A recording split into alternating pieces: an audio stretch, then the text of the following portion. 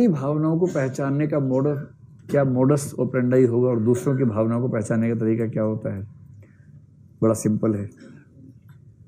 अपनी भावनाओं को पहचानने का तरीका है मन या अपनी अनुभूतियां, और दूसरों की भावनाओं को पहचानने का एक ही तरीका है संकेत।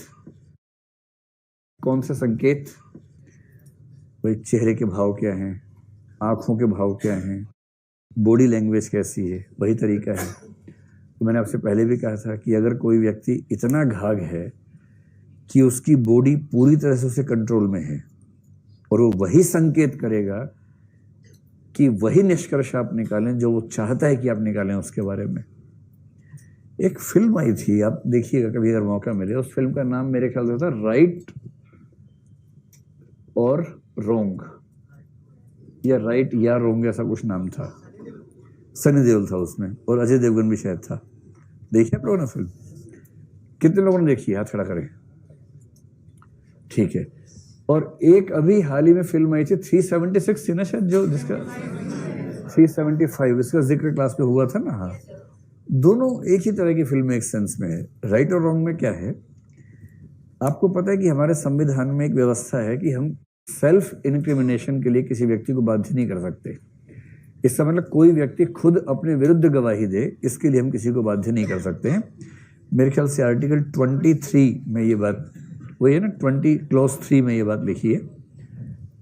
तो इसका मतलब ये है कि अगर क्रिमिनल मामला है, सिविल में कर सकते हैं, क्रिमिनल मामले में आप किसी अभियुक्त से ये नहीं कह सकते कि अपने खिलाफ गवाही दो, और अगर कहेंगे तो उस गवाही का कोई मूल्य नहीं है।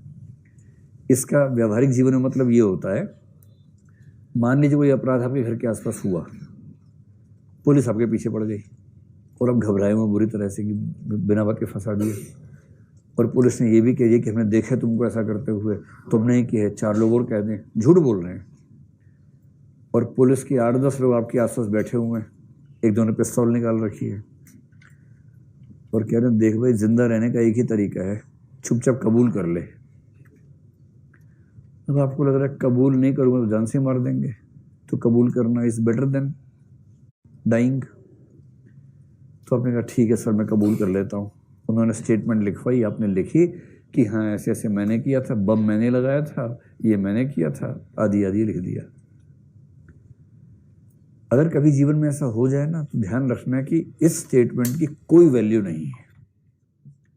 पुलिस वाला कहे कि बोल तू नहीं किया था, जोर से बोलना, बोला माइक लाओ पहले, ऐसे नहीं बोलूंगा, माइक पे बोलूंगा मैं, तो माइक पे बोलना, अपराध मैंने किया है, मैंने गोली चलाई थी, ऐसे करना। इसकी कोई वैल्यू नहीं है, क्योंकि सेल्फ इंक्रिमिनेशन मीनिंगलेस है। और कानून कहता है साफ साफ, जब तक जज के सामने अभियुक्त ऐसा नहीं बोलेगा, उसकी आत्मस्वीकारोक्ति की कोई वैल्यू नहीं है। तो ये इसीलिए है कि 1000 अपराधी भले छूट जाएं, एक भी निर्दोष को सजा ना मिल जाए, और हमारा सिद्धांत पहले वाक्य को ठीक से पूरा करता है। सेकंड तो हो ही जाता है, लेकिन पहले वाले को ठीक से पूरा करता है। 1000 छूट ही जाते हैं और एक तो खैर नहीं मिलती सजा आमतौर पे, ये होता है। तो सेल्फ इंक्रिमिनेशन वाली जो बात है ना, उससे अगर आप इस चीज का लिंक समझना चाहें कि इस फिल्म में क्या हुआ, कुछ लोग आजकल कहते हैं, सुप्रीम कोर्ट के पास सुझाव आया कि भाई किसी ने अपराध किया या नहीं, इस पर सरकार इतना खर्चा क्यों करती है। सिंपल है, एक लाई डिटेक्शन टेस्ट होता है, उससे चेक कर लो, क्या दिक्कत है। आजकल तो और भी तरीके उसके आ गए हैं, पॉलीग्राफ टेस्ट आ गया है, नार्को एनालिसिस आ गया है। नार्को एनालिसिस में ऑब्जेक्टिविटी काफ़ी ज़्यादा है। खतरा ये है कि जिसका करेंगे किसी रेयर केस में उसकी मृत्यु भी हो सकती है, उसकी मतलब परमानेंट कोई डिस्टोर्शन आ जाए बॉडी में, ऐसा भी हो सकता है। ये खतरा कैसे मोल लें, ये दिक्कत है।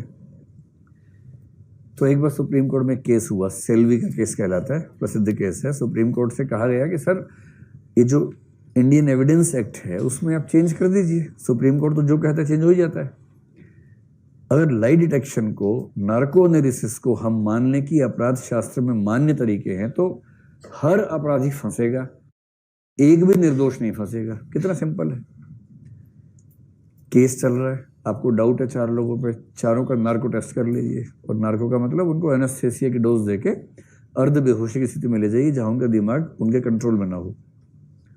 तब उनसे आप सवाल पूछेंगे, सवाल ऐसे कि यस और नो में आंसर दे सके, और उन आंसर्स के बेस पे ये अनुमान हो जाता है, लगभग ऑब्जेक्टिवली हो जाता है कि इस व्यक्ति ने क्या किया था क्या नहीं किया था। कितना सिंपल है। तो ये फिल्म इसी पे थी, लाई डिटेक्शन टेस्ट पे थी। लाई डिटेक्शन का मतलब ये होता है कि मूल विचार ये है कि जब हम झूठ बोलते हैं हमारी हार्ट बीट्स बढ़ जाती हैं, सच बोलते हुए हार्ट बीट्स ठीक रहती हैं। मूल कंसेप्ट ये है, यूज करते हैं। हाँ, तो इस फिल्म में वही थीम है, इस फिल्म में वही थीम है कि एक अपराधी है, अजय देवगन शायद अपराधी है, सनी देओल शायद पुलिस वाला है, वो जेल में है, उस पर लगातार टेस्ट हो रहे हैं, लाई डिटेक्शन के टेस्ट हो रहे हैं, पर वो इतना घाघ है कि उसको अपनी हार्ट बीट्स पे ही पूरा कंट्रोल है। कोई व्यक्ति झूठ बोलते हुए अगर सुपर कॉन्फिडेंट होगा तो हार्ट बीट्स नहीं बढ़ेंगे। अच्छा, 4 पुलिस वाले आसपास खड़े हैं, आपसे पूछा आपका नाम क्या, तब भी बढ़ जाती है हार्ट बीट्स। के नाम क्यों पूछ रहे हैं, जबकि आप नाम सच बता रहे हैं, उस समय बढ़ तो जाती है। हार्ट बीट बढ़ते हैं तो कई फैक्टर्स हैं। इसका मूल ये है कि झूठ बोलते हुए बढ़ेंगे, सच बोलते हुए नहीं बढ़ेंगे। मतलब पहले कूल करने के बाद, शुरू में नहीं, कूल करने के बाद। और ये व्यक्ति इतना घाघ है कि इसकी हार्ट बीट्स बढ़ती नहीं है जब तक ना चाहे। टेस्ट कर कर के थक गए हैं मनोविज्ञान के लोग, सारे रिजल्ट्स वही निकल रहे हैं जो वो चाह रहे कि निकले। उसका जेल में व्यवहार एकदम वैसा है जैसा होना चाहिए, क्योंकि इसको मनोविज्ञान के सारे सिद्धांत पता है कि कौन सा व्यवहार करूंगा तो मनोविज्ञान के लोग क्या निष्कर्ष निकालेंगे मेरे बारे में। और अंत में इसको छोड़ दिया गया क्योंकि सारे टेस्ट कह रहे हैं कि वो बेकसूर है। और जब जेल से निकला है तो आखिरी वाक्य वैसा ही बोला है जैसा 376 में उस वकील को उस लड़की ने बोला है। कैसा वाक्य, समझ गए? जिसका मतलब है कि तुम्हारी सारी जो व्यवस्था चौपट है, दरअसल मैं ही हूं, और तुम मुझे पकड़ नहीं पाए, पकड़ पाओगे भी नहीं।